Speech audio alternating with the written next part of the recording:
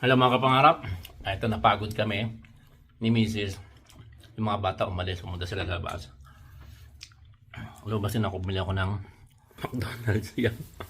Picnic lang po kami dito sa loob ng habang nagpipintura siya. Kumakain naman ako. Hindi, kumakain na rin siya. Kain po tayo mga kapangarap nuggets. Habang fresh na fresh po itong nuggets. Meron tayong habanero sauce. Spicy. Of course, large french fries. Sarap. Kain po tayo mga pangarap. Nakakapagod din magpintura. Tapos ito, McDouble tayo mga kapangarap.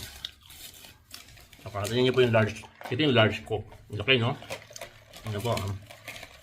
Walang ganyan sa Pilipinas, ganyan kalaki. Yan. Tapos yung large price natin, yung laki din po. Dati yung medium dito large na sa atin. Dito talagang super large. Extra large talaga.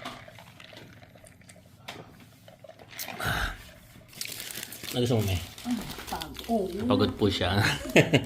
Allergy po siya sa camera. McDouble, yan ang McDouble. Ano ba? McDouble, it means dalawa yung patty sa loob, isa lang yung cheese. Yung double cheese naman, dalawang patty, dalawang cheese. Ano alam ko, no? Kasi nagtrabaho ako sa McDonald's po. 16.5 years ako sa Macdo. Alam ko na ilang pickles, dalawang pickles po dito. Yung onions, 1/8 ounce. Yung ketchup, 1 half fluid ounce. Then mustard, 1/8 fluid ounce. 1 slice of cheese and 2 patties. 10-1. Ang tawag po sa patties dito is 10-1. And yung burger niya, tatawag namin dito is regular buns. Yan, tatanda ko po walang sesame seed. Kapag may sesame seed, malalaking burger na yung Big Mac, o kaya quarter pounder with cheese, or meron siya ng McDouble dito sa Canada. Sa Pilipinas walang, McRoyal. McRoyal nga ba? McRoyal, no? O sa Middle East yung McRoyal. Nagka-mix na, no? Kasi trabaho 10 years po ako sa McDonald's Middle East, eh. Yung nuggets nila dito, ang sarap. Fresh na fresh. Parang fresh na McDo, diba? Ano naman? Hot na hot. Tapos ketchup mayonnaise, diba? Sarap. Sarap kumain. Maaga pa dito. Ano oras kami? 7 o'clock? 7. 7 p.m. ng gabi. Ang ano pa namin, gawin pa namin isang kwarto, dalawang washroom, tapos yung kitchen, then basement. Ayan. Kaya natin yun. Patulungan natin. Sa mga 2 days pa, tapos na kami. Kailangan bago mag-July 7, tapos na kami dito. Then balik kami ng Leduc. Then August 1, pwede namin itong parentahan. Ready na po ito. Right? So malaking tulong din yon pag may nag-i-rent. Right? At nakatulong ka din sa ibang tao na magkaroon sila ng temporaryong tirahan kung hindi pa sila makabili ng kanilang tahanan po. Right? And kaya namin naayos para at least naman komportable yung titira po dito. Right? Para naman hindi masyadong wala na silang gagawin kundi maglagay ng gamit nila. May gamit na rin po dito. Mayroon na rin kaming couch, mayroon ng mga appliances. Basically, higaan, mayroon na rin po. Kunti na lalagyan nila dito. Okay. Kaya, na naman ako, no? Kain tayo ulit mga kapangarap. Wow. Sarap ba, May? Yaw. Tapos yung buhok na sarap, no? May pabawas naman ito, ano? Ketchup. Bigay sa akin isang mayonnaise lang. Ang tipid nila, ha? Sa akin, no?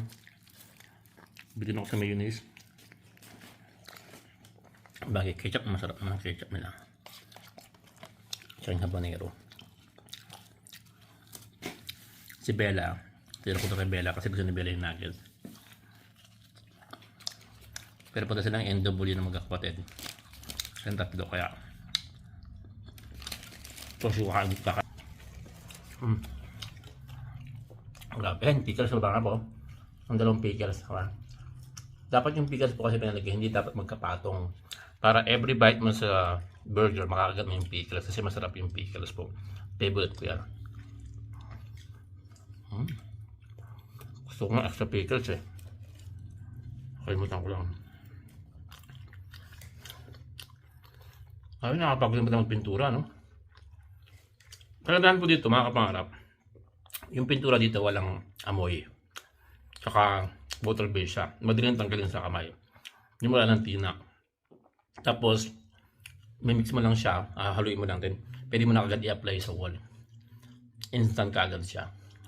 Yung gusto ko dito sa mga pintura dito. Kung sa Pilipinas kung meron ng ganon na ready to paint na kaagad. Walang amoy. Tapos, wala ng tina. Kahit man madumihan yung damit mo, madaling matanggal. Yung kamay mo, madaling mawala. Okay? Oh, nalibang na naman ako mga kamangarap. Salamat po ng marami sa inyo. And yes, kumain muna kami ng kasawa dahil pagod. Hindi kami umupa ng magtatrabaho. Kami na lang kasi lang akong work kasi ng employee. Ito lang flexible naman. Pwede nga ako kanina. May presentation ako kanina. So, after presentation, nagpaint naman ako. Ibasa ko na siya ka-flexible po. May meeting din ako mamaya. Maya-maya ng konti. Then after meeting, tira ulit. Ganun lang po siya. Salamat ng marami. May babay na tayo. Bye!